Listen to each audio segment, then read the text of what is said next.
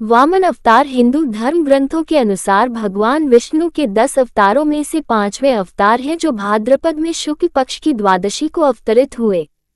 आचार्य शुक्र ने अपनी संजीवनी विद्या से बलि तथा दूसरे असुरों को भी जीवित एवं स्वस्थ कर दिया था। राजा बलि ने आचार्य की कृपा से जीवन प्राप्त किया था। वे सच्चे हृदय से आचार्य की सेवा में लग गए। शुक्राचार्य प्रसन्न हुए। उन्होंने यज्ञ कराया। अग्नि से दिव्य रथ, अक्षय त्रोण, अभेद्य कवच प्रकट हुए। आसुरी सेना अमरावती पर चढ़ दौड़ी।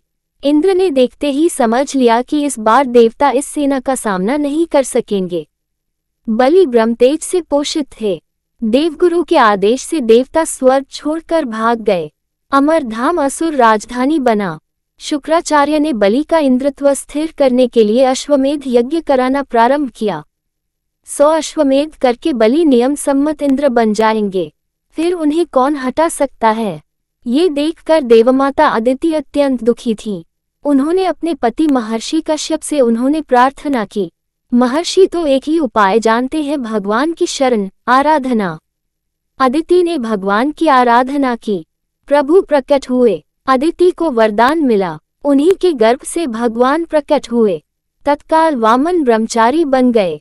महर्षि कश्यप ने ऋषियों के साथ उनका उपनयन संस्कार संपन्न किया। भगवान वामन पिता से आज्ञा लेकर बलि के यहाँ चले। नर्मदा के उत्तर तट पर असुरेंद्र बलि अश्वमेध यज्ञ में दीक्षित थे। यह उनका अंतिम अश्वमेध था। छत्र, पलाश, दंड तथा कमंडलू लिए जटाधारी अग्नि के समान तेजस्वी वामन ब्रह्मचारी वहां पधारे। बलि, शुक्राचार्य, ऋषिगण सभी उस तेज से अभिभूत अपनी अग्नियों के साथ उठ खड़े हुए। बलि ने उनके चरण धोए, पूजन किया और प्रार्थना की कि जो भी इच्छा हो वे मांग लें। मुझे अपने पैरों से 3 पद भूमि चाहिए। बलि के कुल की शूरता, उदारता आदि की प्रशंसा करके वामन ने मांगा।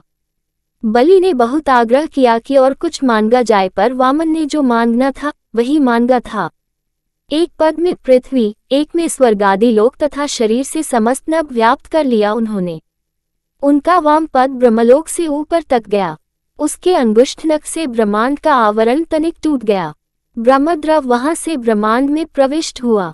ब्रह्मा जी ने भगवान का चरण धोया और चरणोदक के साथ उस ब्रह्मद्रव को अपने कमंडलू में ले लिया। वही ब्रह्मद्रव गंगा जी बना। तीसरा पद रखने को स्थान कहाँ है?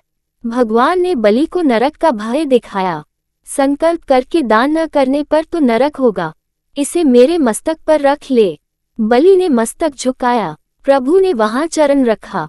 बलि गरुड़ द्वारा बांध लिए गए। तुम अगले मनवंतर में इंद्र बनोगे, तब तक सुतल में निवास करो। मैं नित्य तुम्हारे द्वार पर गदापानी उपस्थित रहूंगा।